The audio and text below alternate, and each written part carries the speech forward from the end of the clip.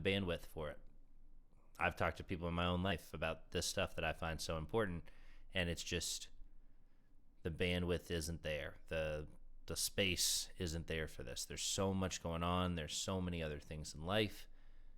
My argument is for stuff like this is it's so important that if you ignore it completely, it'll infect those other things, and we'll see who's right in the end. But I at least understand. I definitely understand the argument. I get that it's difficult to keep up with this stuff because I've struggled myself. Like I said, it's different for the people who get paid to keep up with this stuff. I don't think there's any excuse for them. That's why I really like a few people who manage to just keep up. If you ever get a chance, Mehdi Hassan, I think, does a really phenomenal job. There's a couple other ones that I hope to work with here in the future, but all that stuff's pretty far away, so now we just kind of outside looking in. Man, so many people who get paid to do this job just don't do it well, and it's pretty insane. So we're going to keep doing it the way I think it should be done. We're going to hit the streets, as they say in the old school journalism world, and we're going to rip through this because I don't trust anybody else is reading in nothing. The no aim assist is part of the process. So we are going to keep ripping through the Mueller report here for the next hour or so, starting from, like I said, 111 PDF, 103 document, part blah, blah, blah, blah, blah, blah. I forget which part we're actually in, but there's a 4 on this one for those following along. So it says part 4 of this one, and then has some subsections. Dimitri Simes and the Center for the National Interest. Not a hot start, so we're going to take a sip of water. Members of the Trump campaign interacted on several occasions with the Center of National Interest, or Central for the National Interest, CNI, principally through its president and chief executive officer, Dimitri Simes. CNI is a think tank with expertise in connections to the Russian government.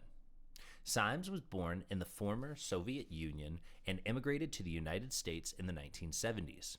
In April 2016, candidate Trump delivered his first speech on foreign policy and national security at an event hosted by The National Interest, a publication affiliated with CNI.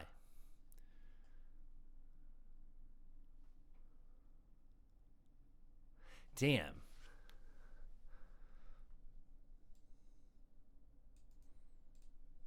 Just funded by the fucking Russians. Like, Russia hoax. Bullshit.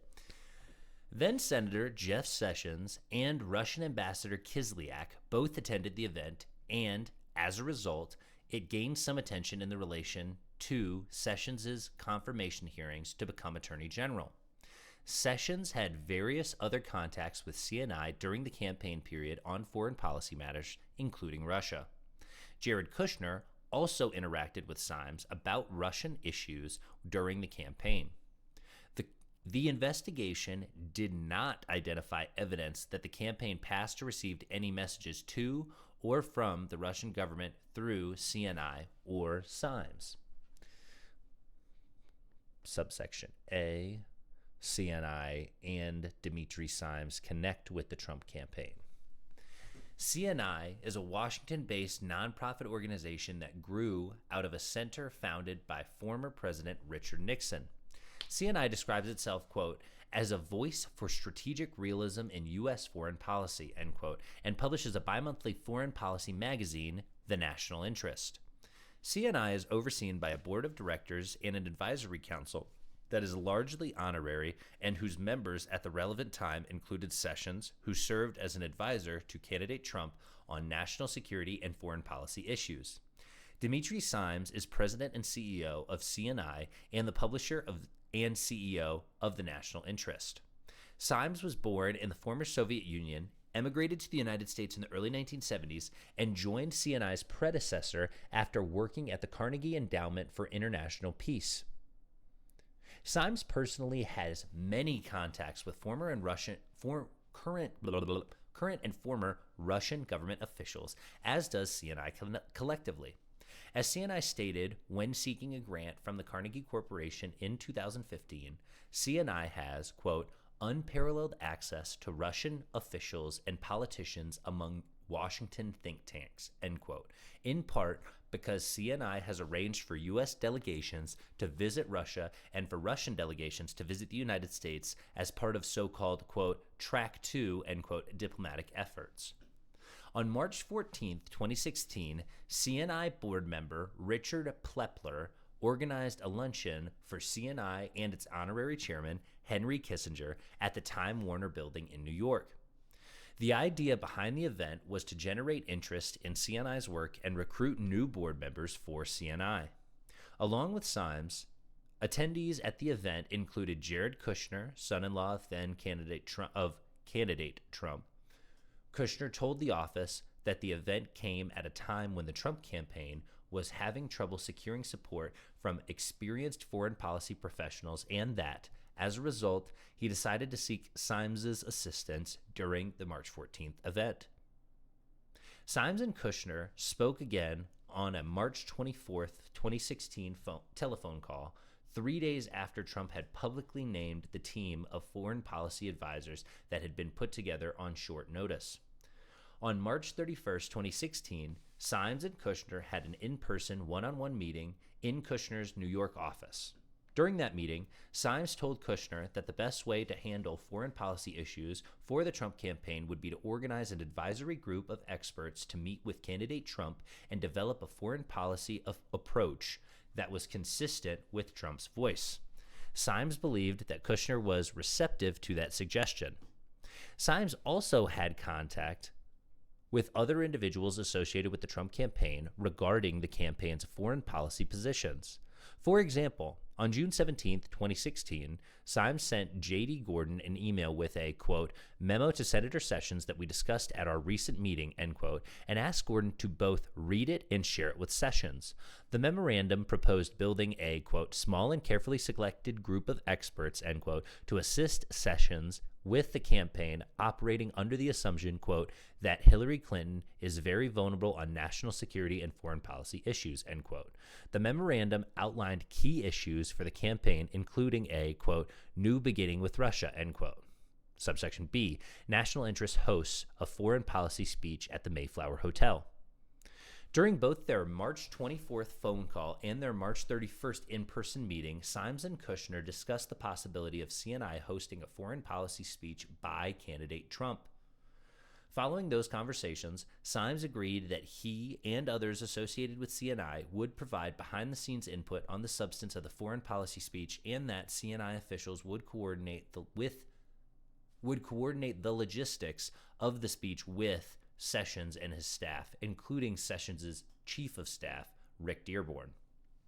In mid-April 2016, Kushner put Symes in contact with senior policy advisor Stephen Miller, fuck you Stephen Miller, and forwarded to Symes an outline of the foreign policy speech that Miller had prepared. Symes sent back to the campaign bullet points with ideas for the speech that he had drafted with CNI Executive Director Paul Sanders and board member Richard Burt. Symes received subsequent draft outlines from Miller, and he and Saunders spoke to Miller by phone about substantive changes to the speech. It is not clear, however, whether CNI officials received an actual draft of the speech for comment, while Saunders recalled having received an actual draft. Symes did not, and the emails that CNI produced to this office do not contain such a draft. So they covered their tracks well. Ugh, maybe I'm jaded. After board members expressed concern to Symes that CNI's hosting the speech could be perceived as an endorsement of a particular candidate, CNI decided to have its publication, The National Interest, serve as the host and to have the event at the National Press Club. Kushner later requested that the event be moved to the Mayflower Hotel, which was another venue that Symes had mentioned during initial discussions with the campaign in order to address concerns about security and capacity. On April 25th, 2016, Saunders booked event rooms at the Mayflower to host both the speech and a VIP reception that was to be held beforehand. Saunders understood that the reception at which invitees would have the chance to meet candidate Trump would be a small event. Saunders decided who would attend by looking at a list of CNI's invitees to the speech itself and then choosing a subset for the reception. CNI's invitees to the reception included Jeff Sessions and Kislyak. The week before the speech, Symes informed Kislyak that he would be invited to the speech and that he would have the opportunity to meet Trump. So the reason I'm taking this one, there were some people who got real salty, like the, whoa.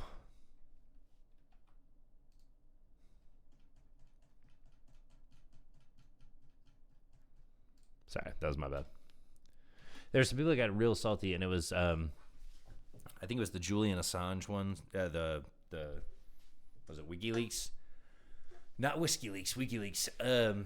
When they decided to work with the Russians in order to hack or release information damning to the Hillary campaign, one of those big things that's like so damning is that they were accepting like money for donors to have special time to meet with candidates. Like people at the DNC, they took money so that you could have meet and greets. It's not the coolest thing in the world, and it's not my favorite thing.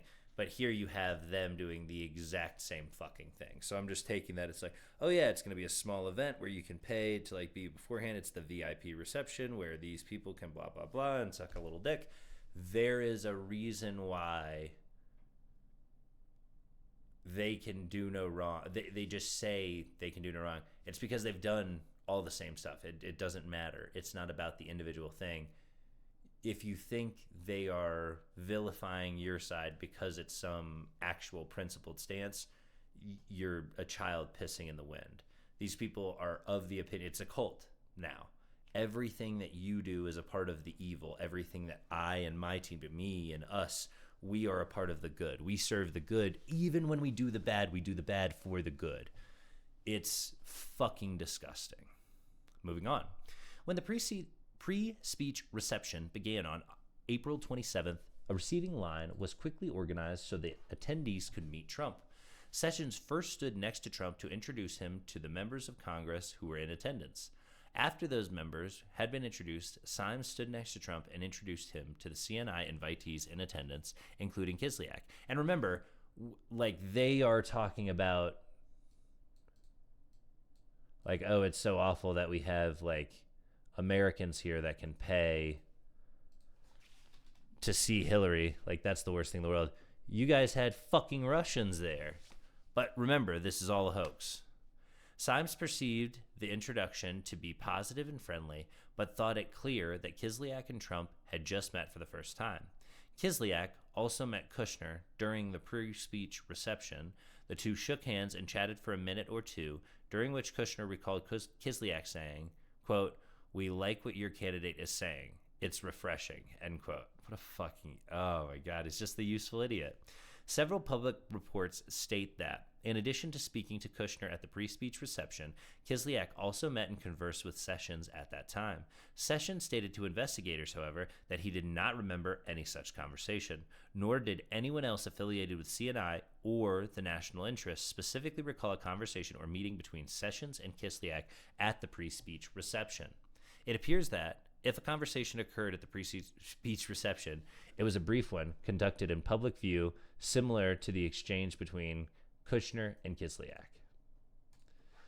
The office found no evidence that Kislyak conversed with either Trump or Sessions after the speech, or would have had the opportunity to do so. Symes, for example, did not recall seeing Kislyak at the post-speech luncheon, and the only witness who accounted for Sessions' whereabouts stated that Sessions may have spoken to the press after the event, but then departed for Capitol Hill. Saunders recalled, based in part on a food-related request he received from a campaign staff member, that Trump left the hotel a few minutes after the speech to go to the airport.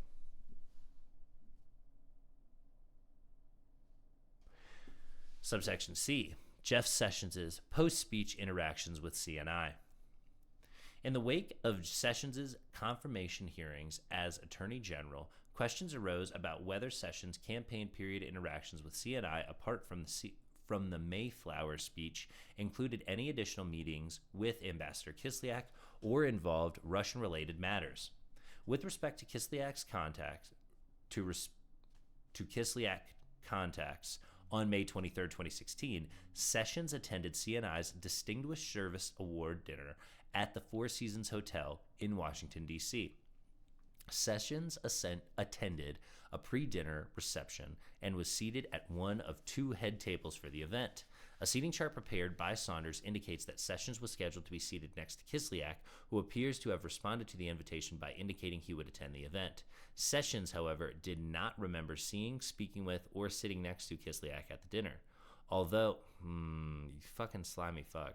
Although CNI board member Charles Boyd said he may have seen Kislyak at the dinner, Symes, Saunders, and Jacob Heilbrunn, editor of the National Interest, all had no recollection of seeing Kislyak at the May 23rd event.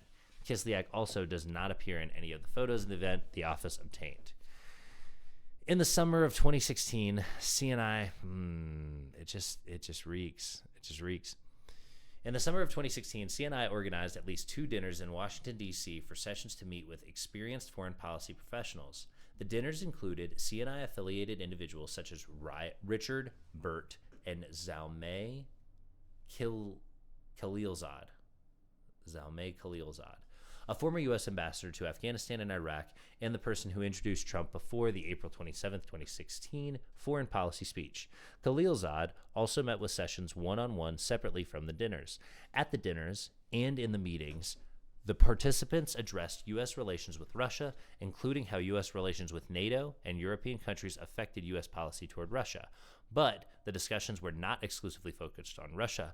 Khalilzad, for example, recalled discussing, quote, nation building, end quote, and violent extremism with Sessions. In addition, Sessions asked Saunders of CNI to draft 2 memoranda not specific to Russia, one on Hillary Clinton's foreign policy shortcomings and another on Egypt.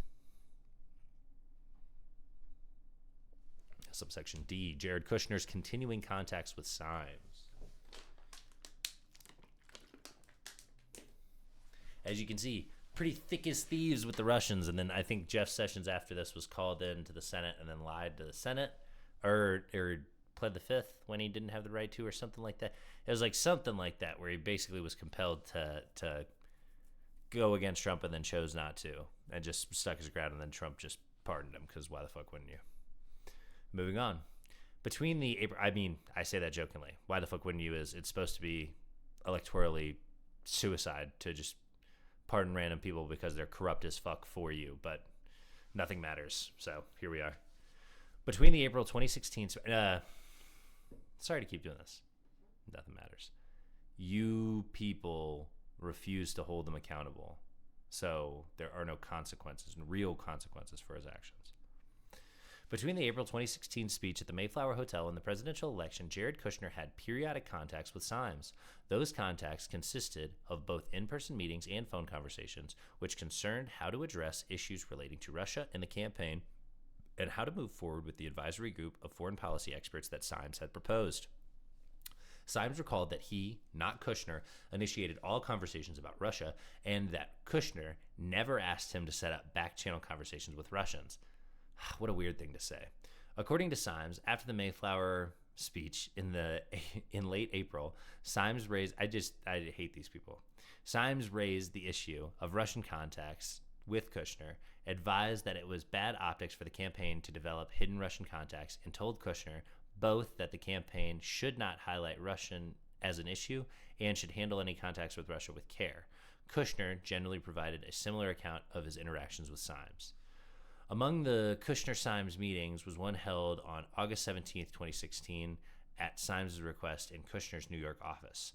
The meeting was to address foreign policy advice that CNI was providing on and how to respond to the Clinton campaign's Russian-related attacks on candidate Trump.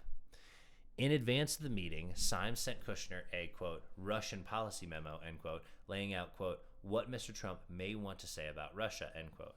In a cover email transmitting that memo and a phone call to set up the meeting, Symes mentioned, quote, a well-documented story of highly questionable connections between Bill Clinton, quote, end quote, and the Russian government, quote, parts of which, end quote, according to Symes, had even been, quote, discussed with the CIA and FBI in the late 1990s and shared with the independent counsel at the end of the Clinton presidency, end quote. Kushner forwarded the email to senior Trump campaign officials Stephen Mueller, fuck you, Paul Manafort, and Rick Gates with the note, quote, suggestion only, end quote. Manafort subsequently forwarded the email to his assistant and scheduled a meeting with Symes. Manafort was on the verge of leaving the campaign by the time of the scheduled meeting with Symes, and Symes ended up meeting only with Kushner. During the August 17th meeting, Symes provided Kushner the Clinton-related information that he had promised. Symes told Kushner that, redacted, Symes claimed that he had received this information from former CIA and Reagan White House official Fritz Ermath, who claimed to have learned it from the U.S. intelligence sources, not from Russians. Symes perceived that Kushner did not find the information to be of interest or of use to the campaign because it was, in Symes' word, quote, old news, end quote. When interviewed by the office, Kushner stated that he believed that there was little chance of something new being revealed about the Clintons, given their long career as public figures, and that he never received from Symes information that could be, quote, operationalized, end quote, for the Trump campaign. Despite Kushner's reaction, Symes believed that he provided the same information at a small group meeting of foreign policy experts that CNI organized for Sessions. Section 5. June 9th, or part 5 of this, I don't know. I think we're still on Mueller part 4, who knows. June 9th, 2016 meeting at Trump Tower. On June 9th, 2016, senior representatives of the Trump campaign met in Trump Tower with a Russian attorney expecting to receive derogatory information about Hillary Clinton from the Russian government. The meeting was proposed to Donald Trump Jr. in an email from Robert Goldstone at the request of then-client Emen Agalarov, the son of Russian real estate developer Aris Agalarov.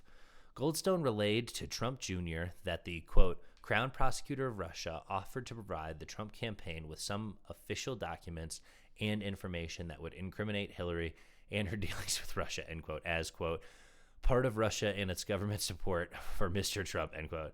Trump Jr. immediately responded, if it's what you say, I love it, and arranged the meeting. How is this not? This is it. This is the smoking gun. I don't know. Maybe I'm fucking crazy. Ugh.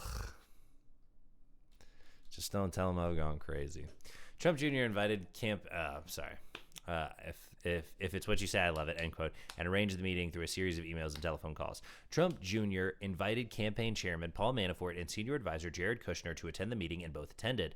Members of the campaign discussed the meeting before it occurred, and Michael Cohen recalled that that Trump Jr. may have told candidate Trump about an upcoming meeting to receive adverse information about Clinton without linking the meeting to Russia. According to written answers submitted by President Trump, he has no recollection of learning of the time of the meeting, and the office found no documentary evidence that he was made aware of the meeting or its Russian connection before it occurred. The Russian attorney who spoke at the meeting, Natalia Veselnitskaya, had previously worked for the Russian government and maintained a relationship with that government throughout this period of time. She claimed that funds derived from illegal activities in Russia were provided to Hillary Clinton and other Democrats. Trump Jr. requested evidence to support those claims, but Veselnitskaya did not provide such information. She and her associates, she then turned to a critique of the origins of the Magnitsky Act, a 2012 statute that imposed financial and travel sanctions on Russian officials and that resulted in a retaliatory ban on adoptions of Russian children. Trump Jr. suggested that the issue could be revisited when and if Trump was elected. After the election, holy shit. Yeah, we're just going to take all that. That's like literally a quid pro quo. Like, if you help us hurt your enemies, like, we'll give you favorable stuff when he's like, I know they just say like it doesn't matter because like, oh, he's just the art of the deal, he would never actually do it. It's pretty fucking wild to like put the offer out. This is section A, subsection 1. I don't fucking know. Aris Agalarov is a Russian real estate developer with ties to Putin and other members of the Russian government, including Russia's Prosecutor General Yuri Chekhy. Aris Agalarov is the president of the Crocus Group, a Russian enterprise that holds substantial Russian government construction contracts and that, as discussed above, worked with Trump in connection with the 2013 Miss Universe pageant in Moscow and a potential Trump-Moscow real estate project. The relationship continued over time as the parties pursued the Trump-Moscow project in 2013-2014 and exchanged gifts and letters in 2016. For example, in April 2016, Trump responded to a letter from Aris Agalarov with a handwritten note. What a fucking homo.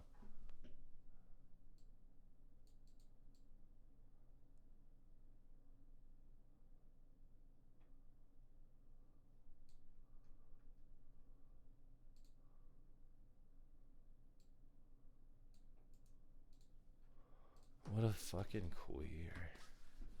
Not like a bad way, just like that's gay.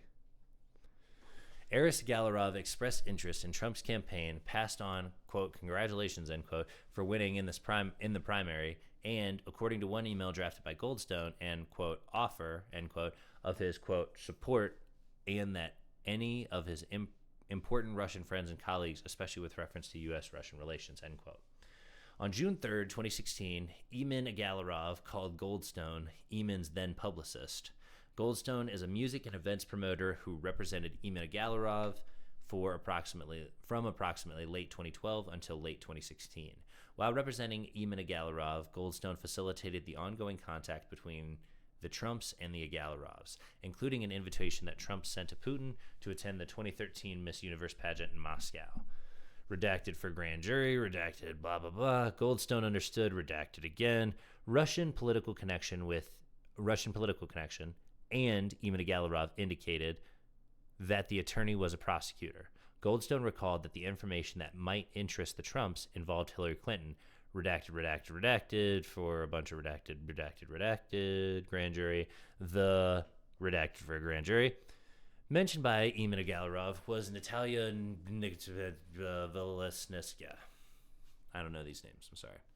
From approximately 1998 until 2001, Veselnitskaya worked as a prosecutor for the Central Administrative District of the Russian Prosecutor's Office, and she continued to perform government-related work and maintain ties to the Russian government following her departure. She lobbied and testified about the Magnitsky Act, which imposed financial sanctions and travel restrictions on Russian officials and which was named for a Russian tax specialist who exposed a fraud and later died in Russian prison. Putin called the statute, quote, a purely political, unfriendly act, end quote, and Russia responded by barring a list of current and former U.S. officials from entering the U.S. by halting. I wonder if this is still a thing.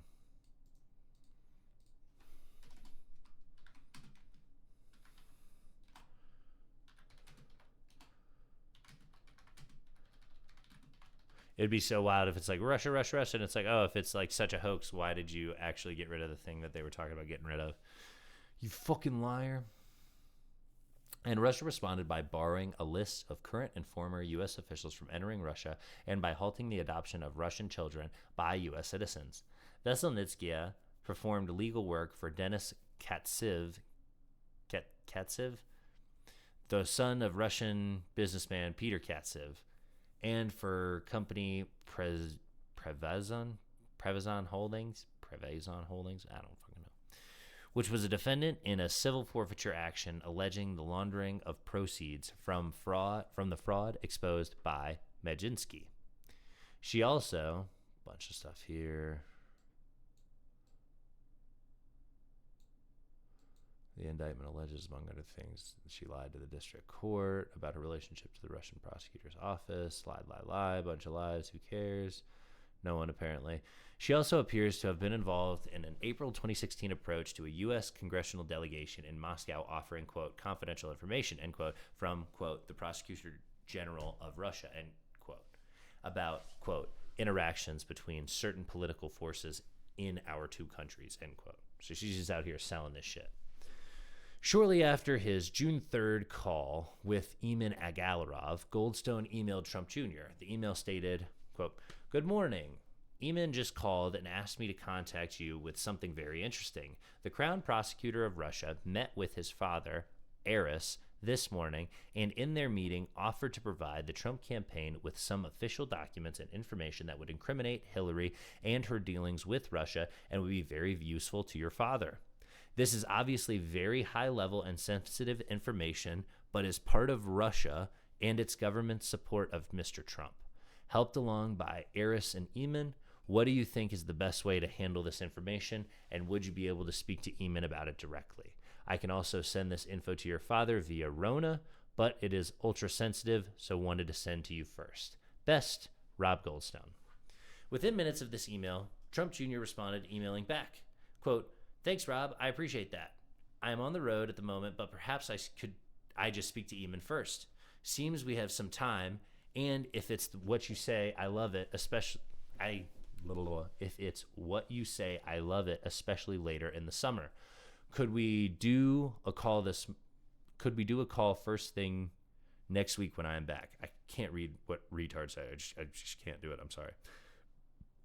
Goldstone conveyed Trump Jr.'s interest to Eamon Agalarov, emailing that Trump Jr., quote, "wants to speak personally on the issue," end quote.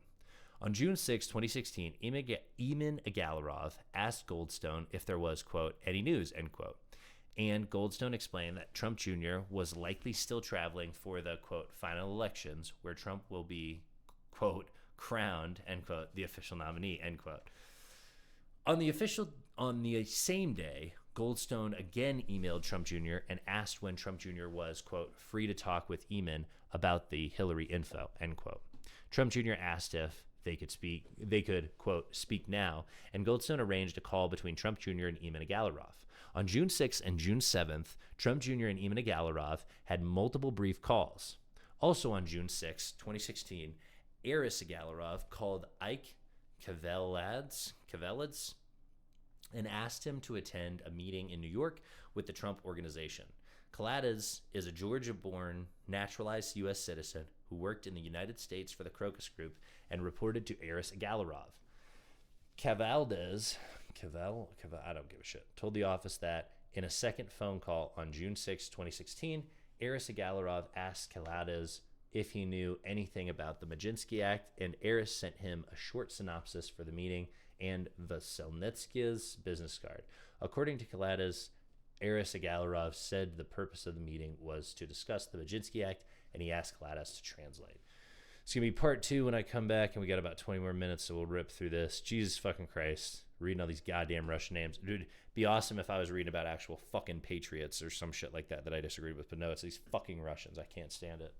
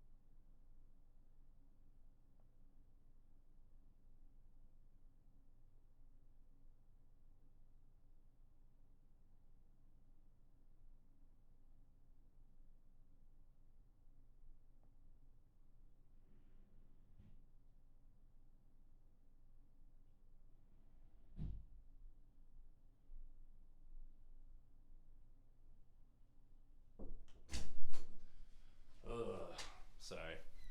I had to go cool off for a second. This stuff does frustrate me. I hope it does come across that way, because that's how it is. And that's...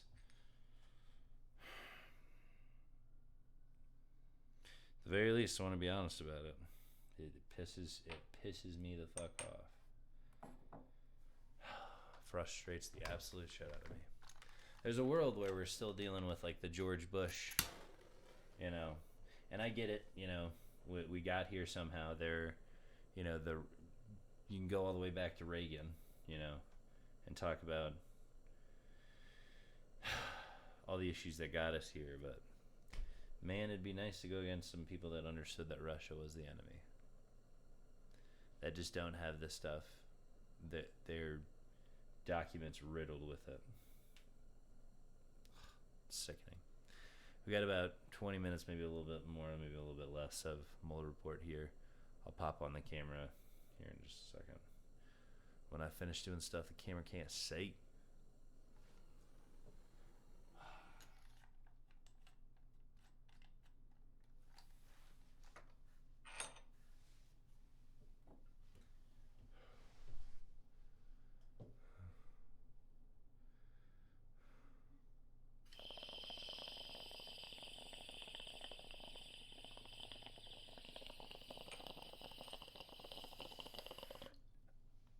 Because that's what I can do right now. I can stay cool, stay chill, stay sane.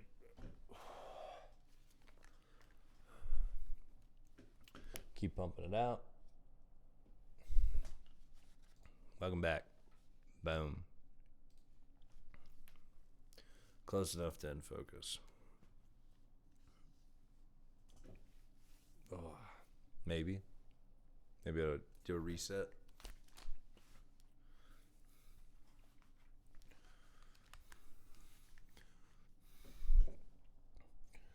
See how that.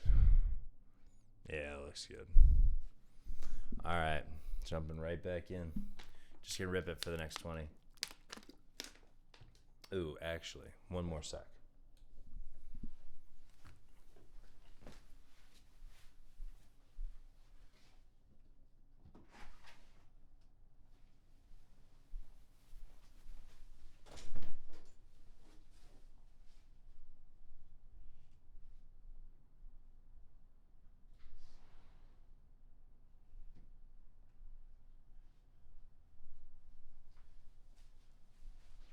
Got to do something to cool it off in here.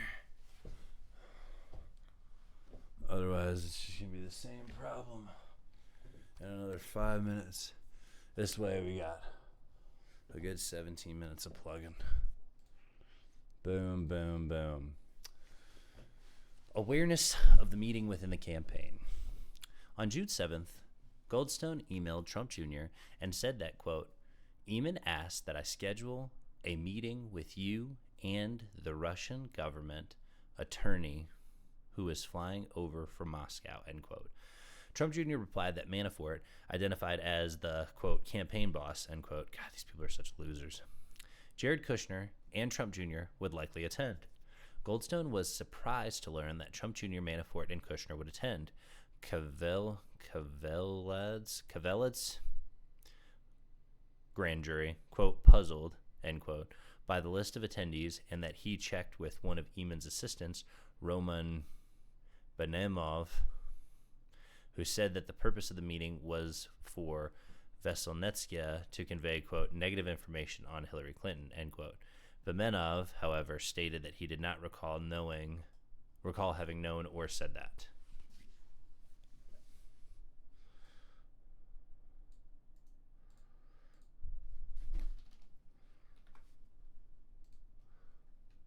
Early on June 8th, 2016, Kushner emailed his assistant asking her to discuss a 3 p.m. meeting the following day with Trump Jr. Later that day, Trump Jr. forwarded the entirety of his email correspondence regarding the meeting with Goldstone to Manafort and Kushner under the subject line, quote, FW forward, Russia-Clinton, private and confidential, end quote, adding a note that, quote, meeting got moved to 4 tomorrow at my offices, end quote.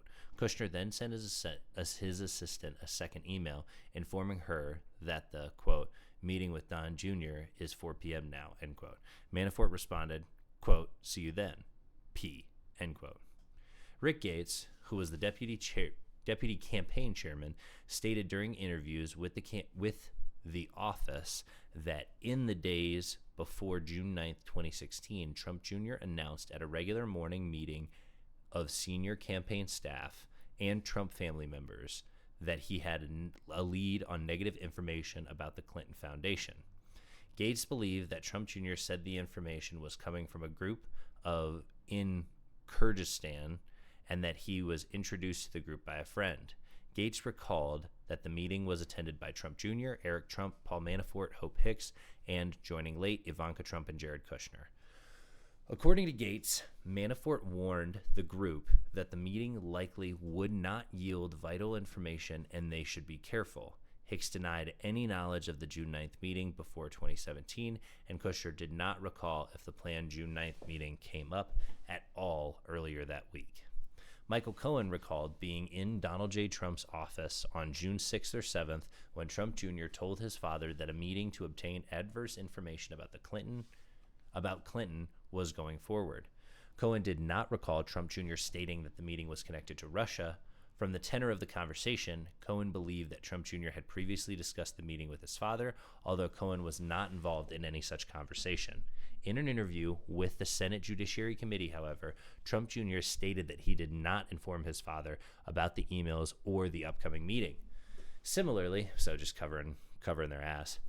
Similarly, neither Manafort nor Kushner recalled anyone informing candidate Trump of the meeting, including Trump Jr.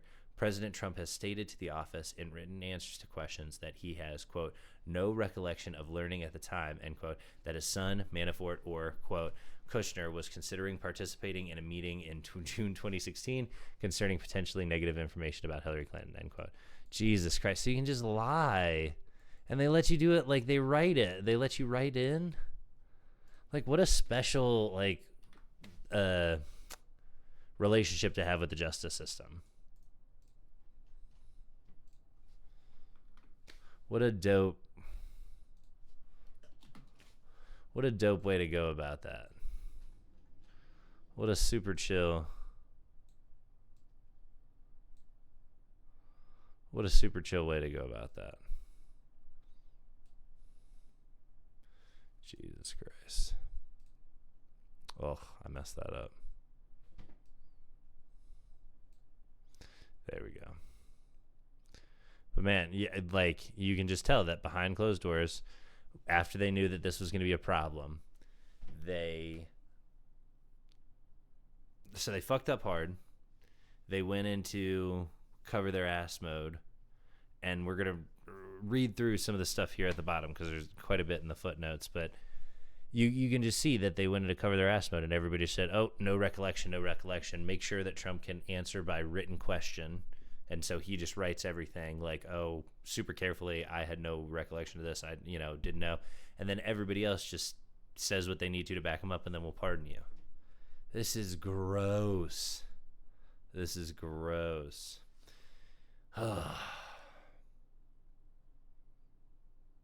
In the margins there about that. So, written response of Donald J. Trump. We consider whether one sequence of events suggested that candidate Trump had contemporaneous knowledge of the June 9th meeting.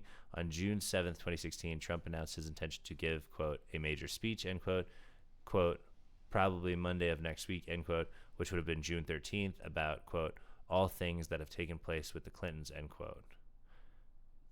Following the June 9th meeting, Trump changed the subject of his planned speech to national security, but the office did not find evidence that the original idea for the speech was connected to the anticipated June 9th meeting, or that the change of topic was attributable to the failure of that meeting to produce concrete evidence about Clinton. Other events, such as the Pulse nightclub shooting on June 12th, could well have caused the change. So it's just like, oh yeah, it's like plausible deniability. Like we don't know.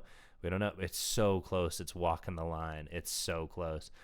The president's written answers to our questions state that the speech's focus was altered, quote, in light of, end quote, the Pulse nightclub shooting.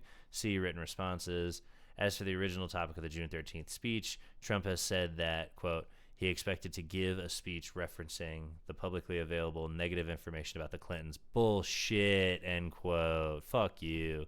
And the drafted speech was prepared by campaign staff, quote, was based on publicly available material, including, in particular, information from the book Clinton Cash by Peter Schweizer, end quote. In later June 22nd speech, Trump did speak extensively about allegations that Clinton was corrupt, drawing from the Clinton Cash book. So you just cover your ass after the fact, and then people are supposed to believe you. Fucking disgusting. He even changed. So he said he was going to say the nasty shit about Clinton before this speech, and then it changed, but something else terrible happened in America, like it does, and so you can just say, oh well, we just changed it to that. Silly. Oh, we didn't change it because this meeting wasn't successful. We changed it because something happened. Oh gosh. Subsection B or whatever the fuck we're on. Subsection part list, whatever. The events of June 9th, 2016. Arrangements for the meeting. Veselnitskaya was in New York on June 9th, 2016 for appellate proceedings in the Prozosian civil forfeiture litigation. Prevozin? I don't fucking care. That day, Veselnitskaya called Renat Akhmetshin, a Soviet-born U.S. lobbyist, redacted, and when she learned that he was in New York, invited him to lunch. Akhmetshin told the office that he had worked on issues relating to the Majinsky Act and had worked on the Prevozin litigation. Kavel Zid and Anatoly Schmuckface, a Russian-born translator who had assisted Veselnitskaya and Majinsky-related lobbying on the Prevozin case, also attended the lunch. Redacted. Veselnitskaya said she redacted meeting, blah, blah, blah, redacted, and Akhmetshin what she should tell him. According to several participants in the lunch, Veselnitskaya showed Akhmetshin a document alleging financial misconduct by Bill Browder and the Ziff brothers, Americans with business in Russia, and those individuals subsequently making political donations to the DNC. Redacted. The group went to Trump Tower for the meeting.